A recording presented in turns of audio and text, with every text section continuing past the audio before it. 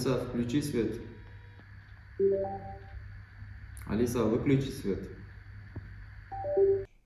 Енді біз үйдегі светті қалай дауыспен басқарып қосып өшірсек болады? Ол үшін біз үйде тұрған қарапайым қосқышты ажыратып аламыз да, оның орнына біздің ақылды қосқышты орнататын боламыз. Қарапайым қосқышты шешіп алғаннан кейін бізде осындай сымдар тұратын болады.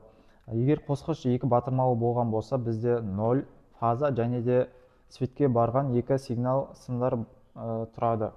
Оларды қалай жалғаймыз? Бағана айтып өткеніндей, L-ге фаза жалғанады, N-ге 0 жалғанады, L1, L2-ге светке баратын сигнал сымдар жалғанады. Кейбір үйлерде 0 тікелей щитқа жалғануы мүмкін, кейбір үйлерде 0 болмауы мүмкін.